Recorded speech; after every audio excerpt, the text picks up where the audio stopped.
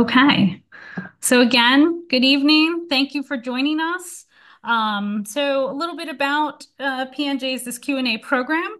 Our Q&As are really set as a virtual discussion with historic site owners, preservation commissions, and our various organizations, government, businesses who are leaders and are navigating various preservation projects and key issues in preservation. So the goal of our Q&A program is really to showcase both successes, maybe not so successful, or projects that might be in the interim. So we want to hear about their preservation stories and how, these projects are vital to the community, how they're helping the community. And we're really hoping that we can, at the end of the day, learn from each other. So today we have a very dynamic and amazing group of panelists who are going to share the work that they do and specific to one historic site in Hopewell, New Jersey. But before I turn it over, I wanted to actually share, because since we're talking about adaptive reuse, I want to share a recent 10 site, which if there was a group like these individuals or others, or people thinking about different adaptive reuse strategies, this site could have potentially been saved. It is also an 18th century site out in I'm going to share my screen, so give me one moment here. Out in Bayville, New Jersey.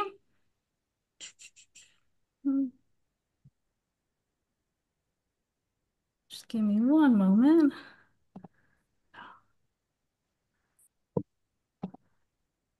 Uh-huh.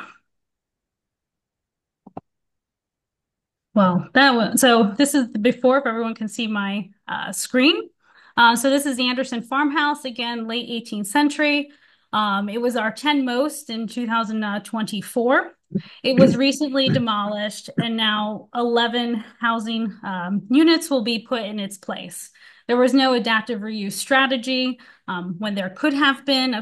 Again, like we need to look at historic sites or these buildings and find new purposes for them. So I am looking forward to the conversation that we will have this evening.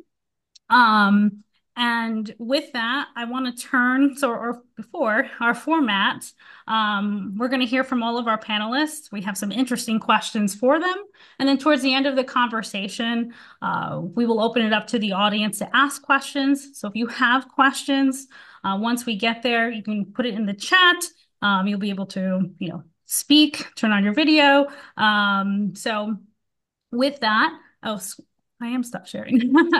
With that, I want to turn it over for introductions to the panelists because I cannot do it justice. So Lindsey, I'm going to turn over to Lindsey first. Hi, everyone. Thanks for making the time to be here this evening. My name is Lindsey Scannapieco, and I am the founder of a practice called Scout. We're an urban design and development practice based in Philadelphia, but we have another project up in Providence, Rhode Island.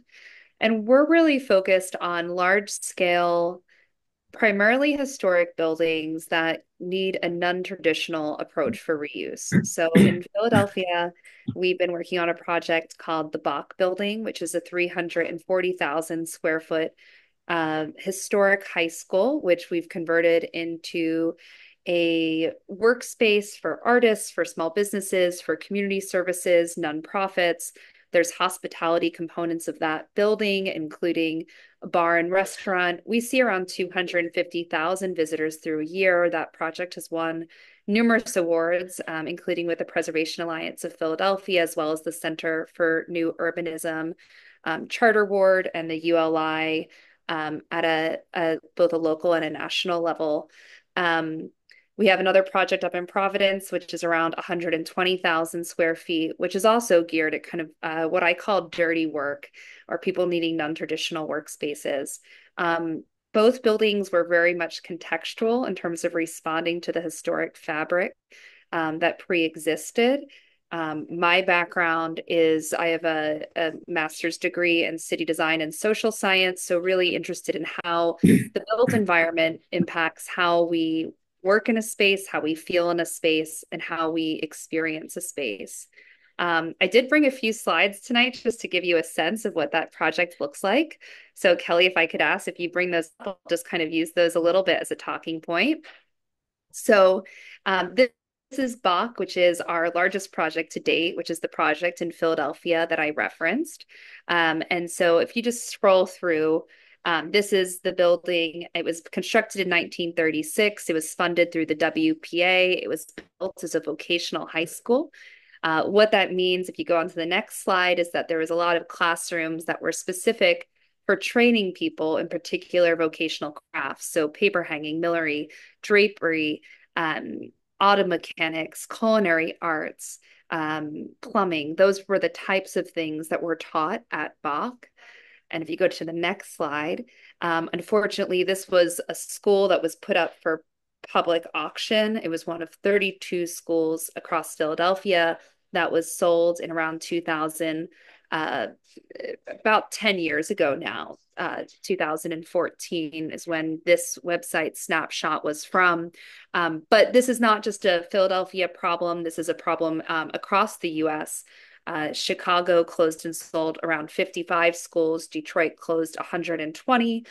This week in the city of Philadelphia, they just announced another, I think, 6 to 8 schools will be closing. Some of that is due to declining population. Some of that is just due to kind of different demographics of population. Um, and if you just go to the next slide, um, I kind of talk a bit about kind of the price point as being really a specific driver in terms of enabling creativity in terms of a non-traditional development response, but also looking at kind of where these buildings sit across the city of Philadelphia. Um, and I'm just going to go through a few kind of like just before and after so you can get a little bit of a snapshot of our approach and how we've taken this building on. So I always love this quote by Jane Jacobs. Old ideas can sometimes use new buildings, but new ideas must use old buildings. I think this idea of kind of resourcefulness and the context of an existing building is so important. And, we think about that a lot in our work. So if you go to the next slide, you'll get to see the scale of the building kind of within the context of South Philadelphia. Highly encourage you to come check it out. We do free tours every single Wednesday at 5 o'clock. And we also have a bar and a restaurant on the roof if you want to come and make a night out of it.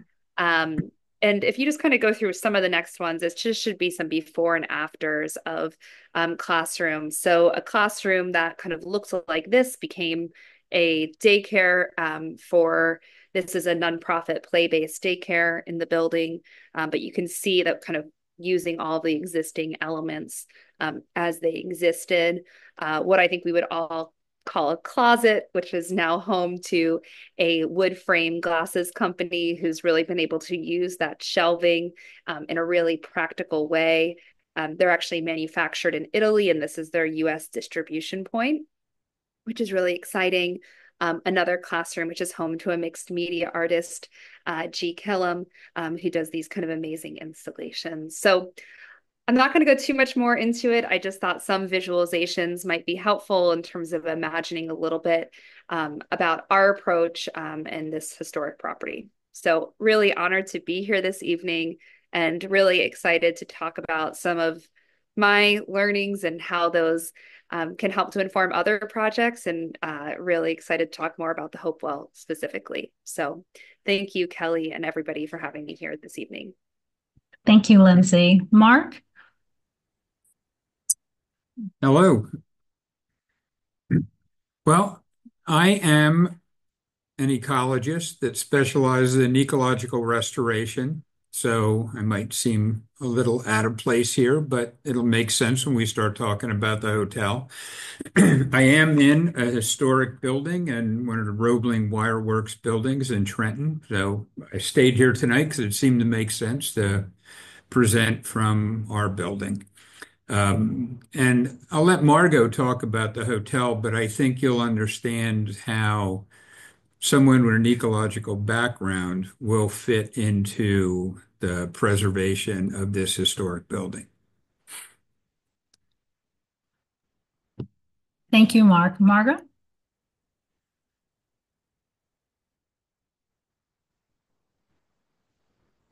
I had to unmute you. Oh, sorry, Margaret. Okay. Hi everyone. Good evening. I'm Margot Stern. I'm the creator of a project in Hopewell Township called also the Hopewell, which is an inn and gathering place, hopefully with a restaurant component, right across from Baldpate Mountain on Fiddler's Creek Road, and represents an adaptive reuse of a really late 1700s and early 1800s working dairy farm, which has since seen a couple other iterations. So, really briefly, my background is I grew up in Philadelphia and spent a ton of time in Bucks County and some of the surrounding areas growing up. We had family friends there. We spent every holiday there. And the magic of it was never lost on me. And I have a master's in business administration from Wharton and Penn, as well as a master's in international studies. And throughout all of my travels and education, I like this little piece of the planet remains, I think, one of the most special places. So it's really exciting to be able to create something there that sort of brings the travelers to us, so to speak. One of the things I focused on during my master's thesis was sustainable tourism and specifically agro-tourism. And then adaptive reuse just by default became part of it because we looked at a lot of models in Europe where most of these projects are happening in buildings that are 200, 300, and sometimes older years old.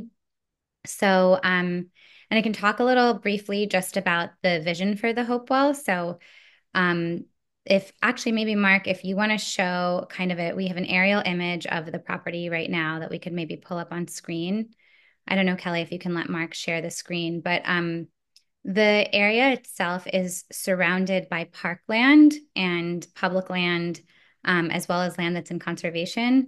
So the idea is to really celebrate that and to integrate both historic and ecological restoration into the brand and experience itself. So it's not just an inn that's sort of sitting in a natural area, but it's actually an inn where the natural experience is an integral part of the guest experience from start to finish.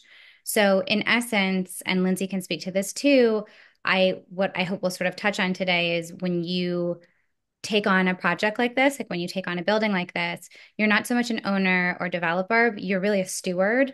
And one of the most important concepts behind the idea of creating this luxury hospitality experience inside of this structure and this land is to actually create stewards from the guests themselves so that when people come to visit this place and experience the magic of it both in the building and outside of the building, that they then become inspired to become stewards of this place and others, understanding how reuse and restoration creates something that translates into an experience that will last a lifetime and then inspires those people to sort of make choices in their lives the same way, and both about this region and other regions. So that's sort of like the heart and soul behind this project. Mark pulled up an image. This is the old 1700s house. It's actually, there's a few extensions. So that center area is from the 1770s, and it was the estate of Joseph and Uriel Titus, for whom Titusville was actually named. Fun fact, the Titus family, one of their first businesses in Titusville was also a hotel. And then there's the biggest expansion to the right of that has a plaque on it that says 1819. And it's hard to see from here, but Mark, if you pull up kind of the bird's eye view.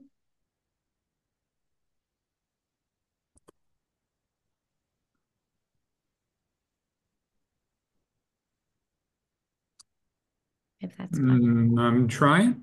Okay. So this is a bird's eye. Is this the 1930? No, this is the more This is recent. current.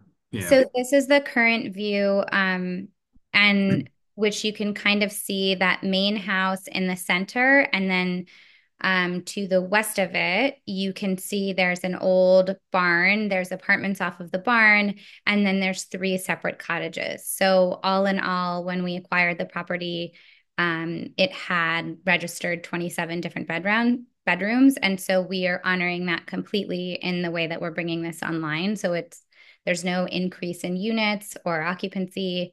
It's a true adaptive reuse. We're barely changing the footprint, and all of these buildings will retain their original structures. So, and then I guess we could show, I don't know, Mark, do you want to kind of speak to maybe just like in kind of completing the story here is just sort of speak to the surrounding areas and what priorities are for the ecological restoration in the region? Sure. So part of my involvement was when Margot first showed me her rendering, which I'll go to now, and Margot can fill in any gaps. Her vision was really to not just restore the historic elements of the property, but do so in a way that complemented the surrounding land uses. And as she said before, historically, it was an agricultural part of Mercer County. So this is the 1930 aerial, and the area, this is the Hopewell, sitting right down here. You can see how agricultural this area was, and about the only place that didn't have farming was just to the north, and this is Baldpate Mountain. The only areas farmed were on the flatter top of the mountain. The side slopes were left forested. And this is the current land use around the Hopewell, which is right here in this little isolated red spot. Everything in green surrounding it is Mercer County parks. So what our objective was and our kind of involvement with the project was how we could best integrate the property and the restoration into the surrounding land uses. And these parks are, there's a lot of hiking trails, but they're really focused primarily on habitat. So the interesting question from Margot when we first met was, how can you help me integrate our project into the surrounding land use? So, Mark, will you just pull up the rendering one more time? So, we can speak throughout the panel a little bit more about specifics, but just to give everyone an idea, what you're seeing here, all of these are the existing buildings. And then this here is an existing overgrown swimming pool from the 50s. And this is an overgrown asphalt tennis court. So the only thing that you're seeing on here that is a new addition from a sort of planning perspective is a swimming pool for guests. And then there's a small pavilion that will be more of sort of like an outdoor shaded area. And same thing here. So outdoor sort of shaded dining room area. But other than that, neither of those are interior conditioned spaces. They don't have foundations. They're mostly just awnings with a little bit more sort of structure to them. So we are really keeping true to the original footprint of this property. And the idea is that there are here in the main farmhouse, there'll be a dining area as well as guest rooms. This is where there are existing apartments. So there'll be guest rooms in the existing apartments as well as guest rooms throughout these three cottages. And then from a programming perspective, something we're really excited about is we have this really large, about 8,000 square foot barn with 3 stories. So in addition to having some typical things that you would see in an inn, like a few massage rooms and a workout room, we also have a really large area to dedicate to programming. So what we'll be able to do is invite a lot of the members of the community in to do things like maybe an early morning guided walk and bird watching session, possibly a dark sky event. We will be able to do events with local craftspeople, with local farmers, tastings, making shrub and distilled products for mixology out of local endemic shrubs. So there's a lot that we can do that we'll be able to activate within this space. So in addition to having sort of an inn, if you're a member of the community, Besides just being able to dine there, you would very well may have the opportunity to also participate in what some of the members of the community have to share with you. So it's almost like we're taking people from the community that have offerings, and then sharing that back out with people also from the community. So there's a dining component and then there's a programming component woven into that. And the idea is that we are bringing people to this place where they're sort of enjoying what it feels like to be in a historic space that's largely preserved and also celebrating what's just outside the door. So I feel like I could go on and on about it, but I want to let Kelly get to some more of her questions. No, it's quite all right. Do you want to keep your screen up, Mark, or it's entirely up to you. But I will kick off. So it could be Lindsey, Mark, Margot, Let's do with our faces. I like looking at people's faces. Okay, no problem. We will reclaim the host. Um,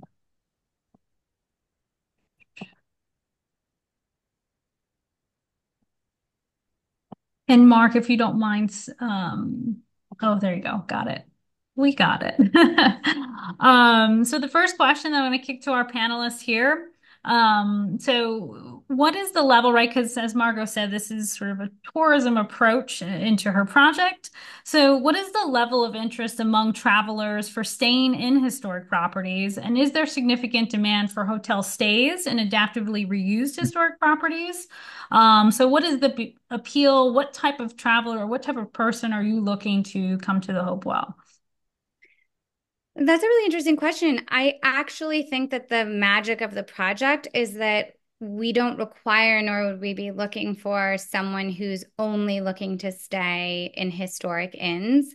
The beauty of what we're doing is we're going up against anywhere that someone might want to get away for a long weekend, coming from the city or someone coming from nearby, maybe someone local who has a family coming in from out of town and they want to have a unique experience, maybe even a staycation. The idea is that they're not necessarily seeking out an adaptive reuse project to stay in as much as that the in and of itself is so special and so unique in its offering that people want to stay there. And once you get them on site, then you're able to share more about the structure itself, more about the surrounding natural area, why you're looking at this swale with certain native species that also manages stormwater, and in a very different way than you see when you just walk on a parking lot and you see a bunch of grates and holes and pipes dug into the ground. So I think the idea is more that it becomes this added point of interest and folly that then makes people sort of think after the fact. And I'd love to say that one day, there could be a consortia, and in Europe there are. So there's actually consortia of inns in Europe, even country specific. Like Spain has one, England has one, where there's like a particular seal and a particular membership, almost like a farm would have an organic membership, whereas the hotel you could have essentially be a part of a membership so that then people go onto one website when they're seeking out staying in an old castle, basically. But when you look at what the customers are for projects like this overseas, so a lot of my models for the Hopewell are in the United Kingdom and Scotland and England in particular. And there are many, many estates where they were facing demolition or they were sort of too big to be relevant to a single family. They might have been farms in the past, but that particular style of farming was no longer viable. So at that point, owners who converted them into these really beautiful estates and countryside manors were able to bring people from the city, and they might be the same people that are staying in sort of, fancy name brand hotels in the city, but then they're going out to the countryside and they're seeking this experience that feels different. So I know it might be a disappointing answer, but we don't necessarily look for a different type of customer. I think the point is actually it's any customer could enjoy this, but by kind of getting any customer to enjoy it, suddenly you're opening them up to new possibilities of how to breathe new life into historic spaces. And Kelly, I'd love to jump in if Sure, that's please. okay, because I think that some of the points that Margot's raising, I think are really important. And so so before I jump into my response, I should also say I actually am from Bucks County. I grew up in New Hope. I went to New Hope Salisbury High School, so I know this area very, very well. And my family, my parents still have a place in New Hope. Um, so this is also a topic dear to my heart.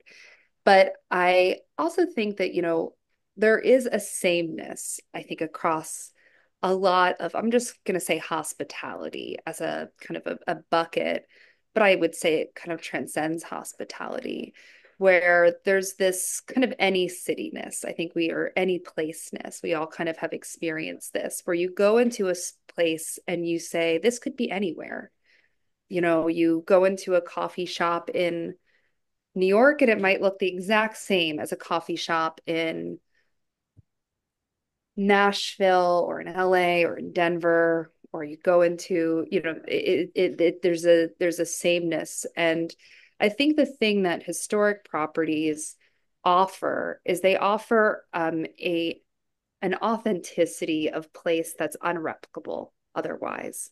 It's a place grounded in the history that existed, and the design has to bow to it. The building doesn't bow to the concept. The concept has to bow to the building. And I think that you feel that, and that presence really, I think, impacts how you experience a space. In our work, we talk about it, and I kind of jokingly say I haven't found another word for this because I hate this term. So if somebody else who's listening tonight has another term, I'm certainly all ears for it, but called edutainment, which is this idea that you're coming here because you're coming here to be entertained. You're coming here to experience something different. You're coming here to escape that samenism that I think is just prolific today, to be honest. I think in design, especially, and in spaces. And when you're there, you say, wait, what did this used to be? And you start to learn a little bit about the history of a space and a place, a history of, in this case, the agricultural history or the family who used to live in this homestead. Um, and it's a way to also appeal to people who, to be honest, aren't going to pick up a history book, perhaps, or aren't preservation advocates like so many on this call tonight, but a way to kind of say, wow, this is really interesting. Wow, this is a great way to save an old building. What else would have happened in here? Um, you know, and we see so many buildings get lost because there's actually no plan for reuse. I think we would like to maybe think that that doesn't happen, but it does. Plenty of buildings, plenty of great buildings get demolished. And some of the best projects that people have imagined on this earth, to be honest, haven't happened because of financial realities, zoning, whatever it might be, the timing, the challenges. And I think when you do see a sensitive restoration of a space and a place, you're able to preserve something special that you can't replicate and you can't rebuild. And I just think there is so much value in that. That was wonderful, Lindsay. Thank you. Mark, do you want to add anything before I ask my next question? I think soon we're going to talk about zoning in a little more detail. I think it could wait a little. All right, no problem. Don't want to forget you. So wonderful, thank you. And kind of taking from some of your points, thinking of right balancing preservation. So as Lindsay and Margot mentioned, like new uses, sort of the longevity of these buildings and having an adaptive reuse plan. So in your work, so how do you balance preserving historical integrity of these sites with the need for, modern amenities, functionality, right? Contemporary needs that, right, visitors or people who are going to your sites are looking for. Lindsay, you want to start? Sure, I'll start. Okay. So I think there's two ways to talk about this. I think there's one, which is what I call preservation with a capital P, which is this idea that a building cannot change and it needs to remain exactly as it was and as it was always intended. And I think that's nice to talk about, but I actually don't think that's been the reality of history. Spaces, we have been doing adaptive reuse since the beginning of time. We didn't call it that. We maybe didn't identify that, but it was being done more from a place of resourcefulness and using what you have instead of an intentional preservation agenda. So a big old barn became a schoolhouse, which became a factory, which became an apartment building. That's just because that structure was there and people could reuse what it was, right? And so I think I think that sometimes there's a desire to preserve spaces, which is well intentioned, but I think there can also be a sometimes like I just this overemphasis on it that can leave spaces, I think, grounded in the past in a way that I don't know is actually sustainable for them in the future. So I think we talk a lot about historic house museums, for example. They're wonderful ways to see how somebody used to live.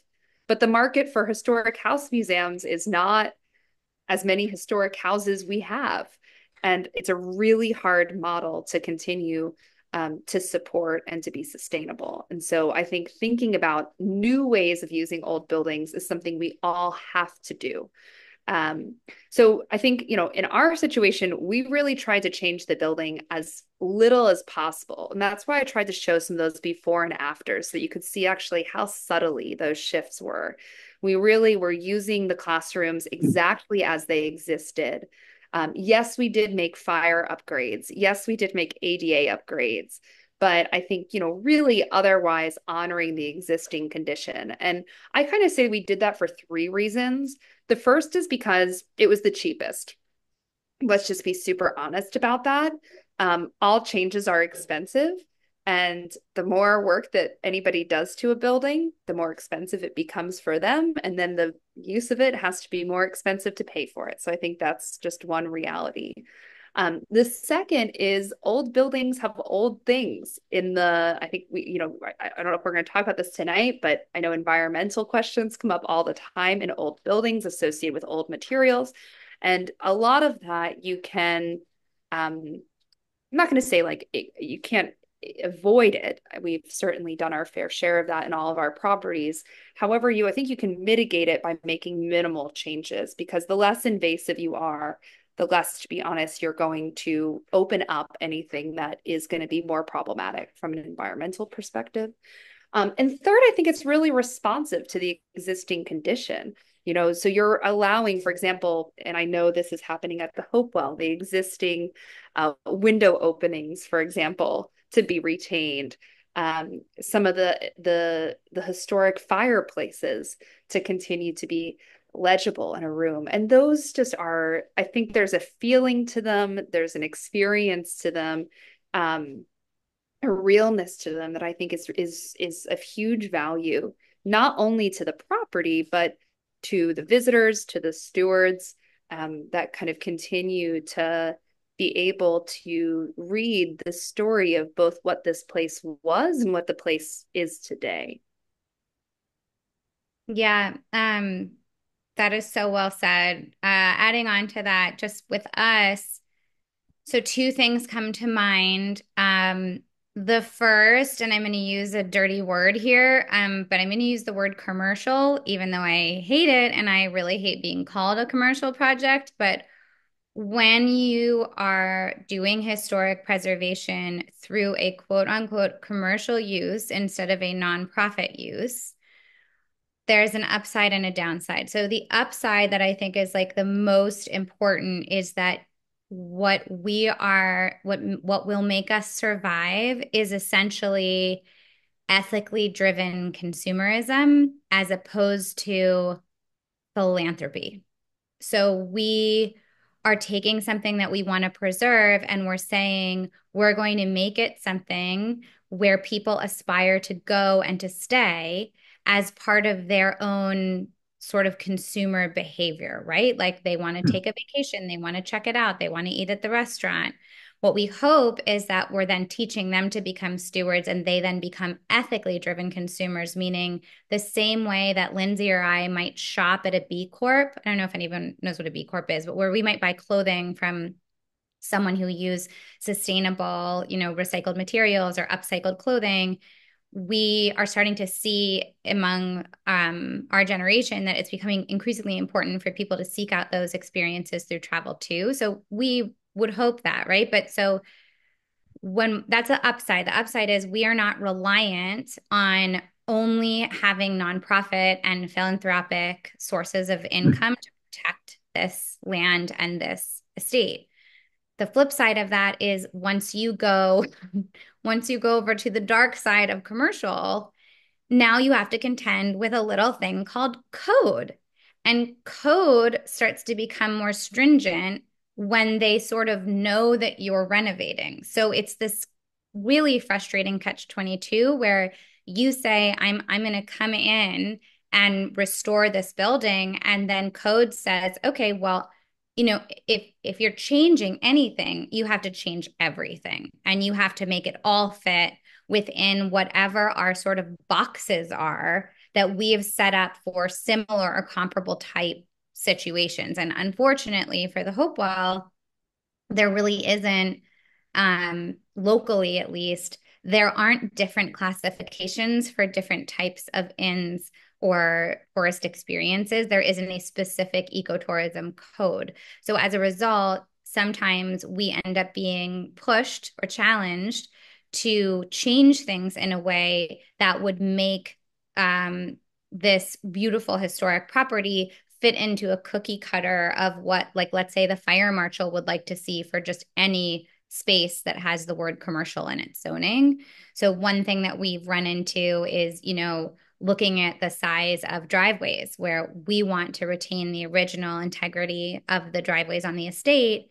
And the fire safety marshal wants to have as big and wide access as possible and has, quoted code requirements saying you've got to have 26-foot wide lanes. Well, the road itself, Fiddler's Creek, is only 16 feet wide. So these are some of the challenges that we see when we go to preserve something. I think, Kelly, to go back to your original question, the reality of this particular project for us is that if you're, and I think many buildings, is that if you are preserving a building that has been inhabited sometime in the last 100 years, there's usually existing heating and cooling and plumbing systems in it. So then you actually don't have to do,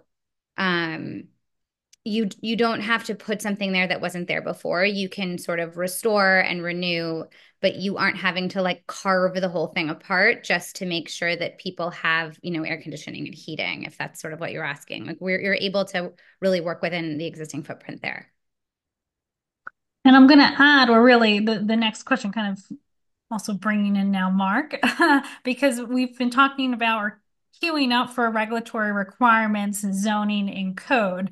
And part of zoning and code too, and things to consider is both not just in the building context, but also in environmental context. So we'll start with environmental a bit and impacts of the environment, because right, you're doing both building and the surrounding landscape. So how can, right, calling this a conservation project in some sense, how can conservation projects be designed to promote economic growth without compromising, right, its environment and the cultural assets that you have? So if you remember the rendering, there was far less lawn. There was more of a connection of the Hopewell property into the surrounding natural areas. Now, what was interesting, and I have an interest in history and an interest in ecological restoration, this seemed like the perfect match. And I have never been involved in a project where the environmental community was split. So there were a lot of environmental, like local nonprofits that were for the project, but tended to be somewhat silent. And there were a lot of vocal opponents.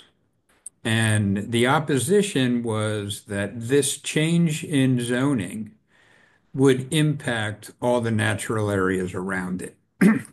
They didn't view it as a complement to those amenities. They viewed it as a negative. Now, quite frankly, if you remember, this was all farmland, and it's evolved over the years, probably in the last 30 years, into what looks like from an aerial, like woodlands, but it's all invasive species. So all the habitat they claim would be impacted just is inaccurate. So the goal is to replace those invasive dominated plant communities with more natural vegetation, ones that would foster use by a lot of the native wildlife and better connect the site to the surroundings. Just wasn't as clear cut as we all thought it would be. And now we're trying to navigate the township requirements and the stipulations that were in our variance as it relates to how we're going to implement the landscaping of the project surrounding the restored hotel or restored farmhouse. And that's going to focus a lot on how we could attract wildlife to the site. And it's like Margot said, to make it an experience.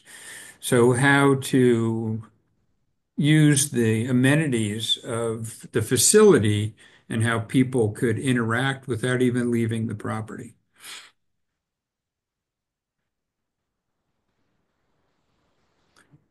Thank you. And now I realize that we're almost up on our hour. So I want to kind of kick one question, hopes to hear from all of our panelists.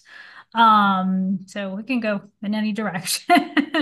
And then I do want to give the opportunity for our audience to ask questions. Sorry, this project and all of the work that you've been doing even outside of the Hopewell has a variety of different facets. So can you guys speak to maybe some of your challenges in general in the adaptive reuse process? But also at the same time, we don't want to scare our audience or people watching this away from doing adaptive reuse projects. So what are valuable lessons that you might have learned, and what could you say to those who are going to do future development and take on adaptively reusing historic properties? So maybe I'll start there. So we have done both, I would say we've done historic property that was on the National Registry where we used historic tax credits as well as state tax credits. We have another project that's just a big old building. It actually isn't a historic property. So I think that we can again talk about that kind of like historic with a capital H versus just actually an old building and the kind of resourcefulness and responsiveness to the context that already exists. Some of the lessons learned, I'll say, for us, there was, oh gosh, there's been so many lessons, but most of it is actually just about listening to the building and really learning from the building. And so I kind of would encourage anybody who's in this space, who's getting into the space, who's interested in renovating a historic building, to really be guided by the context of what's there. I think oftentimes developers come in and they have a vision and they're trying to kind of make that come to life in a space versus responding to a space and understanding how you can bring it to life. And I think the latter approach is not only more respectful of the space, but oftentimes just makes more sense for everybody involved in that space. And kind of you feel that I think responsiveness to the condition. For us, I mean, we worked very closely with our fire board. I have a very good relationship with our fire departments, both in Philadelphia and in Providence, where I've really had to work very closely with them to understand exactly either how our building didn't comply, what our alternatives were, how we could make this building safe. I think that's always the priority. But also how we could bring this building back to use, because ultimately that's in everybody's interest. Nobody should ever want a vacant building, and especially not a vacant historic building. I don't think that does anybody any favors in the preservation community, on the street level. I'm sorry, I might need to find some water. So with that, I'm going to let somebody else continue answering the question. I'll be right back. Um, so I think Kelly, if I'm answering your question correctly, the question was sort of like, can I speak to the challenges, but also like within the context of this community that's on the call right now, potentially going into their own communities or finding a building and preserving it in the same way. Is that a good? Okay. Um, so I would say that what is happening what's happening at least on our project is that it feels like it's very, very, very unique to this particular region. And it's really not unique in the greater context of like other areas. So I'll use two different examples, and then that's sort of how I would say to approach the challenge. So, for example, there are, as I mentioned earlier, many, many adaptive reuse of country estates in the UK and beyond, where those estates are even older, and some of them have rich history and required even, more preservation dollars because they were sort of crumbling and falling apart. I think retrospectively, I wish I had done a more exhaustive kind of presentation on like some of these examples. And that's something that I would say to any of you that want to do this in your community is like, even if your idea is really unique, try to find comparable examples and share those success stories, because what happens when you have a community of people that don't exactly understand what you're talking about, they will fill in the blanks with their own ideas slash fears. So I think the unfortunate thing that happened in our case is before I had a chance to really talk to anyone or meet with anyone or show anything, there was already some knowledge of the project through what was published in the zoning board website. And there were some very verbal opponents who were starting to sort of spread some, I'll just call them opinions instead of rumors. But what happened is people got an idea in their heads in the absence of a better explanation. And so that's my advice, is that if you were going to go do a project like this, where it was maybe the only one in its community or in a regional community, I would say go out and find other examples. Another example, Mark and I were talking about earlier, is that national parks across the United States, almost all of them have adjacent hospitality projects, and many of them are historic. So often you'll see, Glacier National Park has these like really beautiful, like the Lake McDonald Lodge, these old historic lodges that have been renovated, or you'll have old farmland that gets converted into under canvas or collective retreats, right, where they're doing like hybrid cabins on nature preserves. So they're literally using preserved land, and they're on park land, and it's part of the park experience. So that's sort of another example that I would give of where the Hopewell finds its relevance, right? As it's adjacent to a park, it's sort of a park-like experience. So that, I think that's the best advice I could give, is as you are looking for adaptive reuse, as you are looking to protect things in your community, whether it was to create some sort of hybrid, interesting community center in the way that Lindsey has done, where you might have artist studios, you might have a daycare, you might have like sort of mixed use. That's something that's going to be hard for a community that hasn't seen something like that before to understand. And then it's going to be hard for them to sort of code, because they're like, well, what is it? Is it a restaurant? Is it an artist studio? Is it rental units? Is it, what is it? And so when you are stuck in a situation where someone wants to put you in a box, I don't know if this is good advice, but the best advice I can give is like find a bunch of boxes that look similar from other places and try to show that it works and how wonderful it is, and it's award winning, and it's, you've been able to protect this building, or, find the town in England where they've done it, find the town in Montana where they've done it. Like, that's what I would say to all of you, is if you're going out in your community and you're like, I would really want to preserve this firehouse, and I think this old, firehouse from the 1800s could be an amazing project if it was like a restaurant on one side and a plant nursery on the other. But how are you going to explain that when it comes to zoning? Like, sort of do your research and find as many examples as you can of that kind of adaptive reuse of a firehouse, so that you're not all on your own trying to explain it, which is essentially I did everything wrong. So like I was sitting there being like, no, it's not a Motel 6. It's a luxury inn with an ecotourism component, and we are using all sustainable sort of, low waste or zero waste components. And it was like I was doing too much explaining. And if you can show instead of tell, it really helps. I also have to say, though, I think one of the things, and I appreciate your honesty and thoughtfulness maybe about the process, because I know that these projects are really hard to get off the ground. They're really hard to finance. Anything that kind They're of so isn't hard. traditional isn't easy. But Yeah. I do think the best thing that you can do is uh, just show people in big ways and in small ways. And so I kind of always say, how do you eat an elephant one bite at a time? And I think it really is about, um, you know, taking a little bit on and showing people that they can trust you, that you have this intention in mind.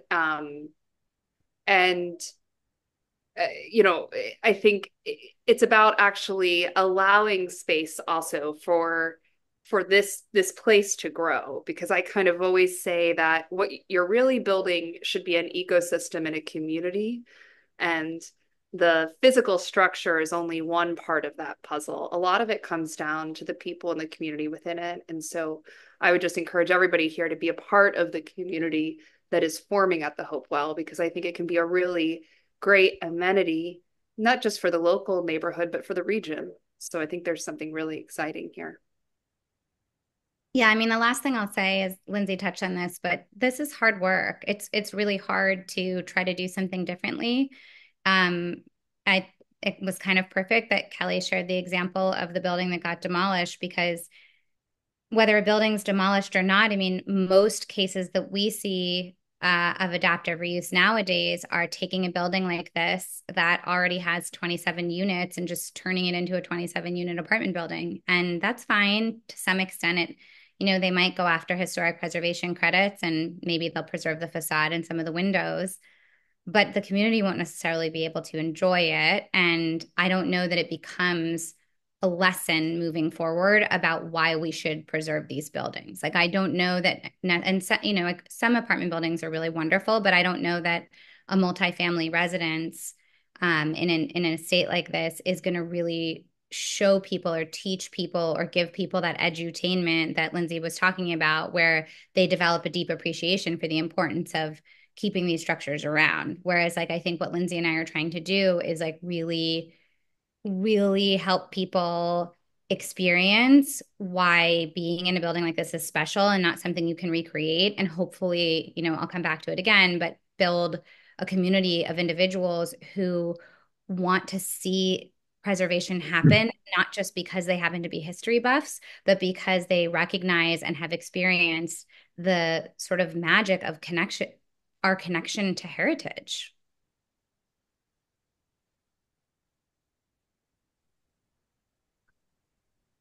Thank you, Margot and Lindsay and Mark. I don't want to leave you out. Do you have any closing thoughts before I open it up to questions? Yeah, and this is more for like the Hopewell. And one of the things we often see, and I think it was Margot's vision that really attracted my firm to working with her, is that things like stormwater management or the fire road she talked about, we often leave things in the realm of engineering, and they tend to be pretty uniform and rectangular and don't necessarily fit in the landscape that she envisioned. So some of this is there are minimum standards we have to meet, but it doesn't mean those standards can't be modified to be more creative and fit the land use better. And I think, and to be honest, right now, that's exactly where we are with Margot's plans, and working with her to kind of soften the engineering to better fit the organic kind of view of the landscape that she has. So I think one of the things we tend to too often do is just look at like a stormwater basin kind of have this view of anything in front of a Wawa that's like 6 feet deep and a retaining wall. It doesn't have to look that way. It could fit some of our more rural visions much more creatively. Thank you all. First, I want to thank the panelists. This has been great. And of course, Margot, this project that you're undertaking, it's creative, it's well intentioned, and I'm happy that you, Lindsey and Mark, are able to speak honestly and truthfully about sort of this project, the challenges, and your thoughts in sort of kind of combining preservation into your work. I do have a few questions in the chat, but this is the time for the audience. If you have two options. You can unmute yourself and ask a question, or you can put it in the chat and I'll read it out loud. So there are two so far in the chat, so I'll just read them, and whoever wants to take the questions, perfectly fine. So the first one comes from Julie. She asks, can you speak to how the property was acquired, with what monies of funding, and who is holding the title, and is there a preservation easement in place, and who will fund the renovation restoration? I don't think we talked about that in the start of the project, but Margot, if you want to kind of just generally talk about the property, sort of the makeup of this project. Yeah, so the short answer is the burden of coming up with the money for preservation is entirely on my shoulders. I've raised investor money for the acquisition, that will then convert into another investor funded structure, and we will hopefully clear on we have a term sheet, but we haven't finalized yet because we haven't finalized site plan, but we should be able to finalize our construction loan for the renovations. I'm looking at the question. Is there a preservation easement in place? There is no historic preservation easement on this property. It is not in the National Register. Anyone could have acquired it and torn it down, no problem. There already have been two beautiful stone barns on the property that prior to me acquiring it were demolished. And the house itself, if you get a real history buff in there, they'll point at the floors and show you, there's a very obvious like 1950s to 70s style extension off of it. They changed the staircase. It's not historically accurate to the 1700s. So there's already been some pretty significant interior changes, unfortunately, because it's not held in preservation. From an ecological standpoint, the property is 24 acres, and about 12 to 13 of those acres are in a conservation easement, and that easement is held by Friends of Hopewell Valley Open Space. Thank you for that. And then I have another question that came through from Andrew, who is a board member of PNJ as well.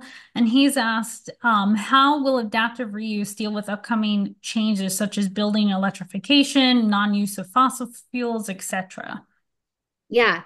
I don't know if this is a rule for adaptive reuse in general, but one of the things I think is interesting about people like me is, like, if you get a legit tree hugger into a project, they want to do it all, right? So I'm not satisfied just keeping just adaptively reusing the building. But as you know, I'm also trying to do deep ecological restoration and integrate the two of those things. So we've looked into actually many interesting ways of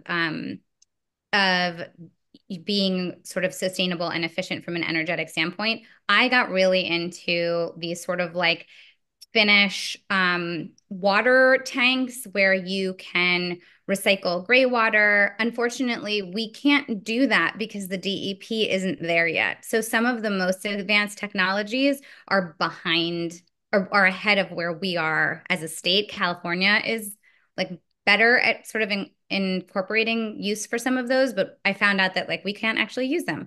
But what we do have as an advantage is a lot of, they say necessity is the mother of innovation, right? So hospitality and hotels have actually gotten really good at using and supporting many different energy efficient technologies, from AI technologies to like sort of localizing your heating and cooling, automating it, making it sort of like the hotel can automatically tell if there's a guest in the room or not. And so we'll be able to use pretty state-of-the-art sustainable technologies. And then in terms of electrification, I'm not sure if I'm understanding this correctly, but I will say the building already has and has had electricity running to it and to all the rooms. So we would be essentially updating the panel so that we're not using as much electricity, and then using like the most sort of modern examples of, we may be able to do solar, which I'm hopeful about. That depends on site plan as well. We're also hoping to do, for water, we're hoping to do geothermal. So we're pretty hopeful about the site plan approving us to do that, but those decisions are they have a lot to do with what the township allows us to do. But we are pushing every avenue to do as much as we can in terms of sustainable and low level use of resources, electrical or water, as we possibly can.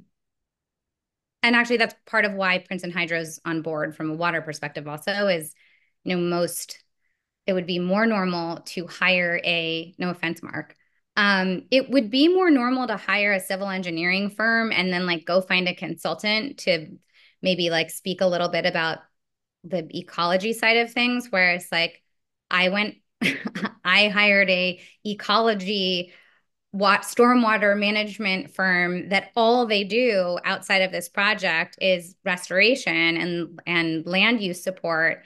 And then they just happen to be doing the civil. So like our civil is really very much integrated with our sustainability and ecological restoration plans. Excellent. I don't see any other questions in the chat. Does anyone else have questions? You want to raise your hand? Are we, Julie. I want to Hi, ask Julie. another question. Sorry, I'm trying to get Okay. the project off the ground as well, and this is extremely helpful. So, how did the project come onto your radar in the first place? Were you familiar with the property, and was it languishing, been for sale for years and years? Did a developer acquire it and wanted to tear it down? How did it come onto your radar, and how did you become the point person to try to save it? I was looking for a property like this, and I kept finding properties that had already sort of been remodeled and modified.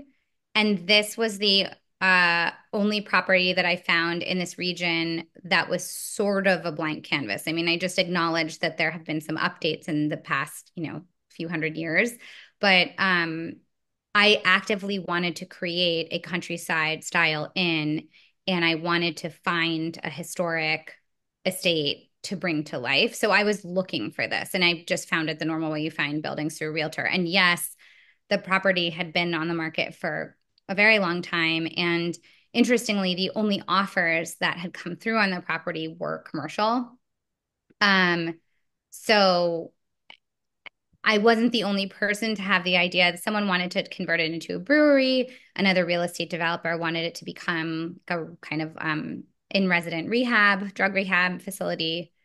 There were quite a few people that wanted to do affordable housing. So it was sort of like, I think it was out there, it was on the radar, but it wasn't on the radar necessarily as a historic preservation project. It wasn't someplace that the government had sort of identified as something they, wanted to try to promote. It was just a piece of real estate. Okay. And do you plan to use historic tax credits? So what our plan is right now is to try to we're sort of at the local level right now, working really closely with the township, who has been amazing. I mean, I really have to give the township credit. I feel like I said a few things. I've made a few generalizations during this conversation about the way that people don't necessarily understand or haven't understood. The township there are some great visionaries in this township, and they really understood what this was about, and they have provided really amazing guidance. So we are working with them first and foremost on making sure that we are meeting code requirements, sort of pushing some of those code requirements where we need them to be relaxed a little bit for preservation or ecological restoration purposes. So we're sort of at that level first. And then what we'll do is we'll submit all of our plans to both the state and the federal tax credit entities, and they'll let us know if our plans need to be tweaked or changed in order to get those tax credits. But it's sort of preservation for preservation's sake first, hopefully tax credits as a bonus second. We're less, because we haven't really received any, I mean, this is not meant to be offensive, but we haven't received like support or funding from preservation entities since it wasn't identified as a preservation objective before we acquired it. So it's kind of all coming from us, unfortunately or fortunately.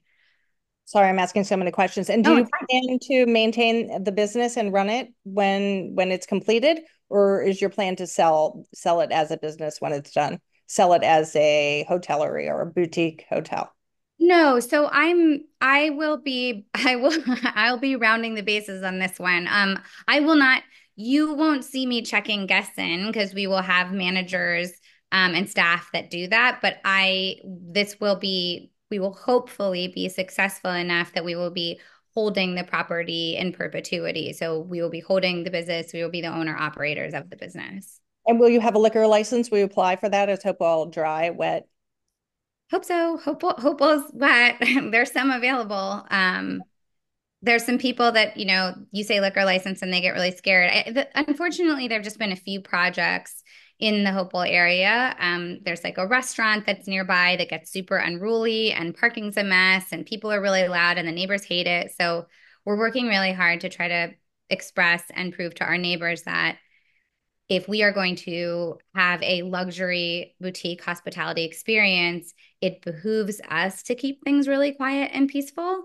So I've managed to convince some of the neighbors that, like I don't want loud traffic or loud noises or sort of like unruly guests any more than you do. I can't charge money for a room at night if people don't get a good night's sleep. So it's not really the same as a restaurant in and of itself. But I've just been quiet about liquor licenses because I just don't want to scare everyone in the community who's already really wary about having an inn in their, backyard, so to speak. Okay, thank you. Congratulations. It sounds amazing. Thanks. I hope to be able to share it with all of you in like maybe 20 to 24 months. Perfect. I'll be there.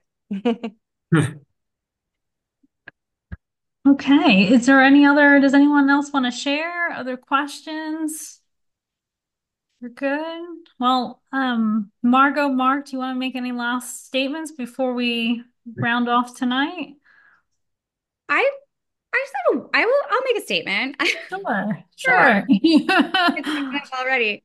One thing I'll say, from the from the opposite perspective, where like you've asked a lot of questions about what if you want to do this in your community.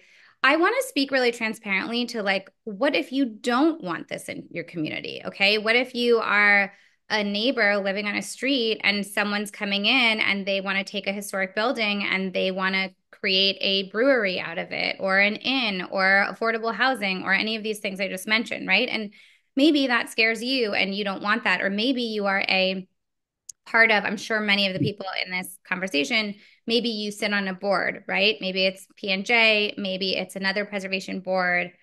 And you have a developer that's trying to do something in your community that you do not agree with, that you feel threatened by, you feel like they don't share the same priorities of preservation. And this might sound really obvious, but the last thing I'll say is you would be surprised.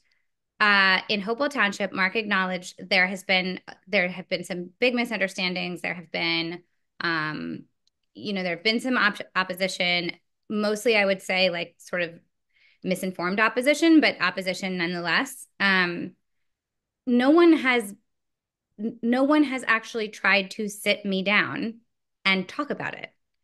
And in my community, I live in a neighborhood in Philadelphia called Chestnut Hill, and we have one of the largest, oldest land trusts in the country. So it's a land trust and historic preservation in the Chestnut Hill Conservation Board.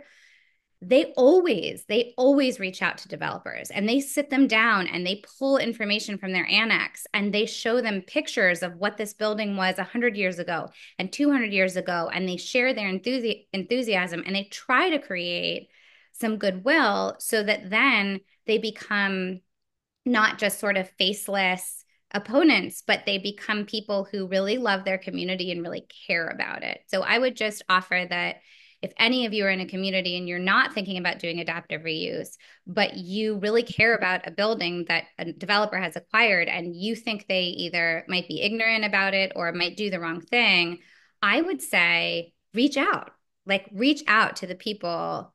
If it's not the government, if someone private has acquired it, if your local reps aren't listening to you, or if you've sent a bunch of letters to the township and they're not listening to you, reach out to the developer, because more often than not, if you reach out and you express enthusiasm or care or love for your community, that's something that particularly a small, like one party of one, like myself, who's like a total bleeding heart, tree hugger, single mom, like I will talk to anyone. I will show anyone around. So I think that's what's been a big interesting thing for me is like if I was in the position of some of these neighbors or some of these environmental groups where I was confused or alarmed or threatened, I would my email's public. Like I would go to that person and be like, we really don't want you to do this. Or would you please consider using this type of window pane or this type of automatic light? Or would you, please don't change the color of the shutters. You might not know this, but the shutters are really of historic value, right? Like don't wait for the historic tax credit entity and the state level to do it. Do it yourself. Tell them that you care, share your knowledge. I think there's like a lot of power in people just talking to each other. And sorry to go on like a big tangent about it, but I wanted to share that too. So instead of just being like, rah, rah, look how great this project is, I also just wanted to share that, there might be projects that are not so great, or there might be people on this call or out there watching the YouTube who are like, we don't like it. Talk, like sit down and talk to the person, give them your ideas, give them your feedback. Because more often than not, that person will listen. They just might change the whole plan around. They just might go back to their site plan and say, this neighbor brought up a really interesting point about this like tree by this pond that's really beautiful. And can we like not do this one thing so that we keep that tree by itself? Or someone brought up, the topic of these chimney things so that the nesting birds can still in the chimney, right? So there's like all these different ways that you could offer knowledge and empower both your own community and your developer to work together to meet both your goals and theirs. So like there's sort of always room for that. And I think if we talk to each other more in these communities, we could achieve better preservation sort of together instead of making it like there's the bad developers and then there's the like good creative adaptive reuse developers. But really like there's so many creative ways to make these objectives align. It just takes conversations. Thank you, Margot. That was wonderful, really. And again, we really thank you for sharing your story, being honest with our group. And we hope to be all at the Hopewell in 24 months. So thank you, everyone. This will be recorded and posted. So please share it. Come back and re-review it. We got some great content and information. We have other great PNJ programs coming up. We'll be in Westfield at the end of the month for sort of legal strategy. So in case like, we were talking about tonight, regulatory requirements, but sometimes we need legal help to get us through zoning, construction officials, and dealing with municipalities. So tune in at the end of the month for that. And again, thank you, Margot, and I know Lindsey had to jump off for the wonderful presentation this evening. So enjoy, take care, and we'll hope to see you all soon. Thanks, everyone. Thank you.